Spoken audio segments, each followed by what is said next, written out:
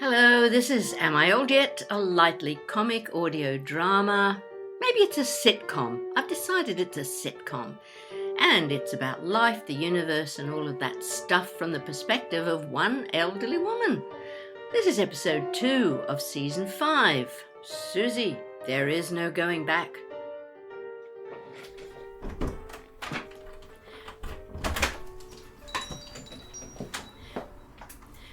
Hi, Gran, you in? Andy, is that you?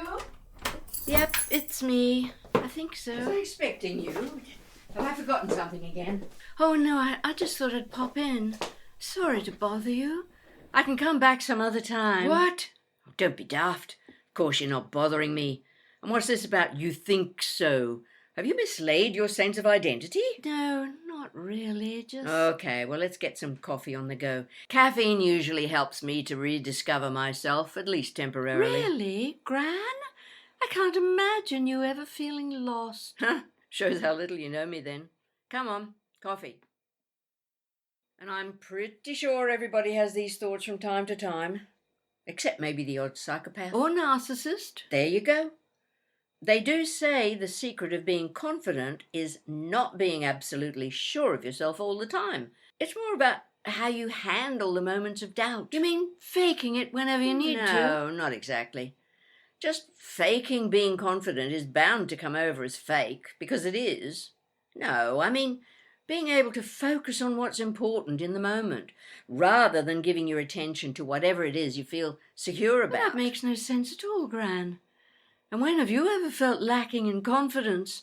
You always seem to be the most self-assured, confident person I know. Well, you're very kind, but I assure you I'm not.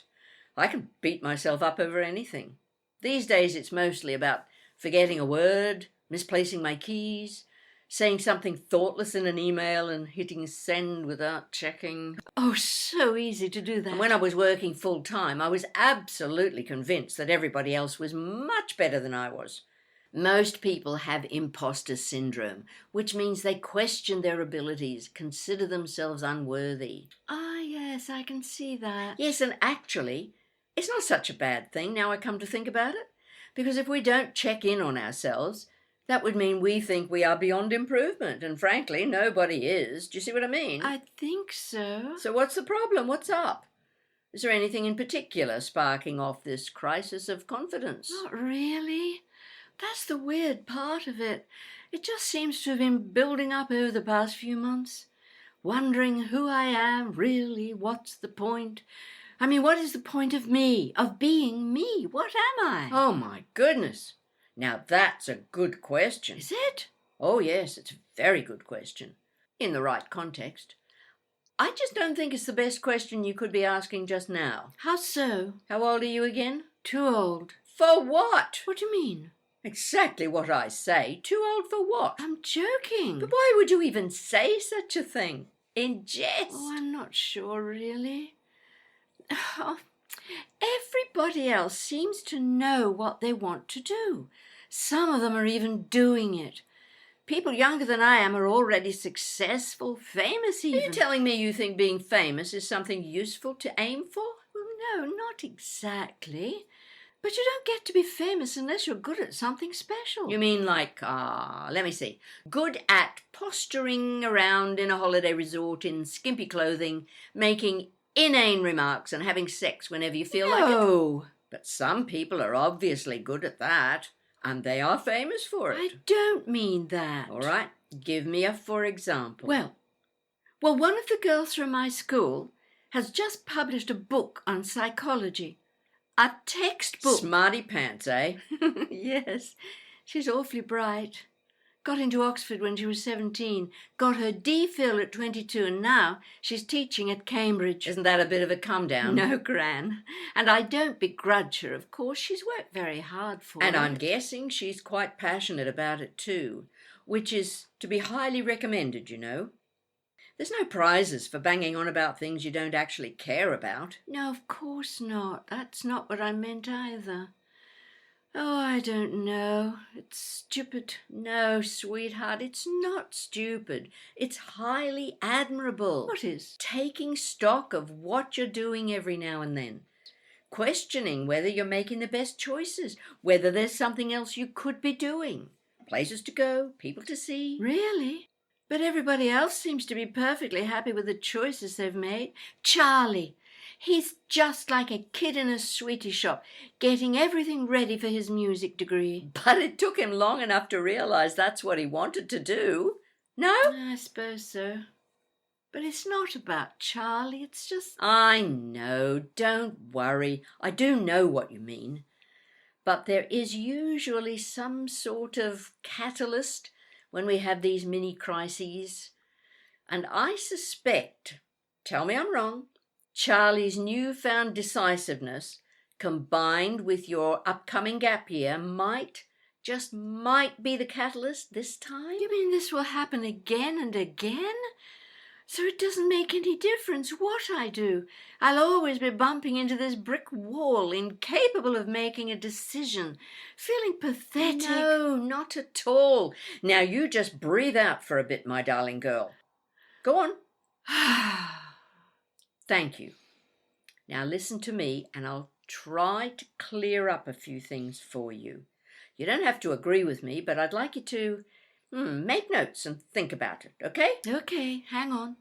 I'll use my phone to make notes. Good idea. Ready? Uh-huh. So, some people are born knowing what they want to do. They find their happy place early on and they stick with it for life, okay? Yes. Those people are very, very rare. And they're not always the easiest people to live with. Oh. Most people start off doing what's expected of them, and then at some point, if they're open to it, they realize what they really want to spend their time doing.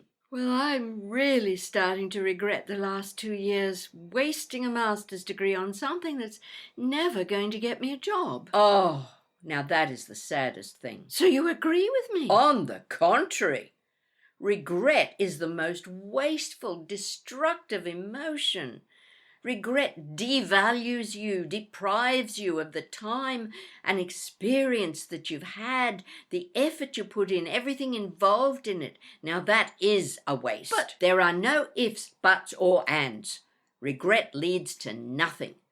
You have spent 18 months reading some boring and some fascinating studies, listening to some great and not so great lecturers, practicing, articulating, writing your responses, learning how to distinguish between people you don't want to spend time with and people you want to learn more about. Am I right? Or am I a meringue?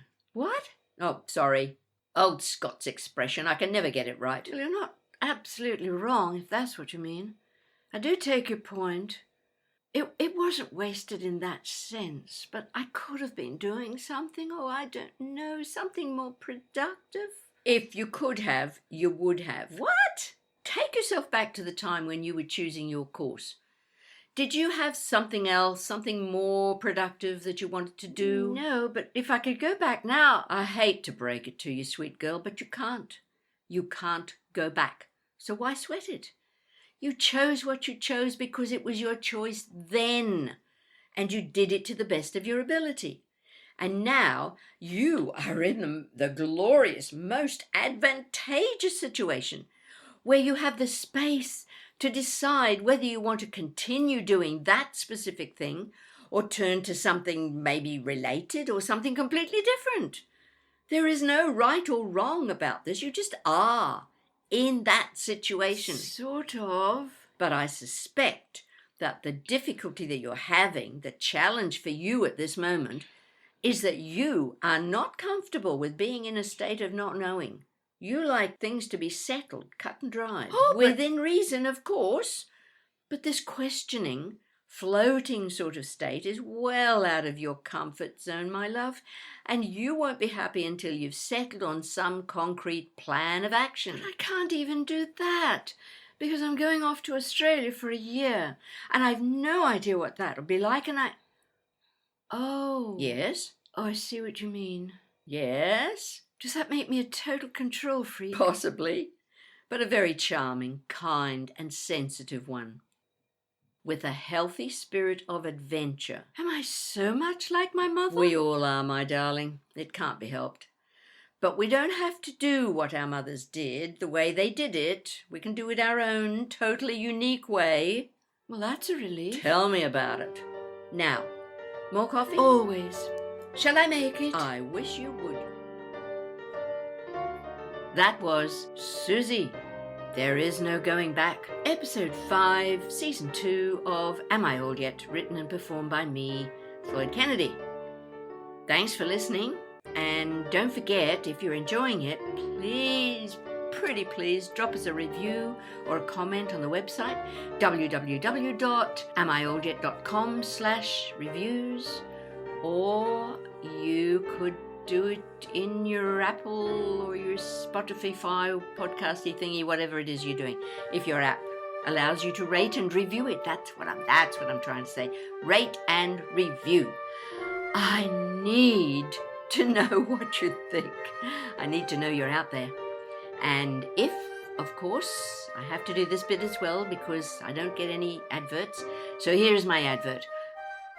If you've got a spare penny or two, please donate to buymeacoffee.com/amioldYet. Or if you'd like to become a patron, you can do that at patreon.com/amioldYet. Thank you. I'll leave you alone now. Enjoy your week. And thanks for listening and stay safe.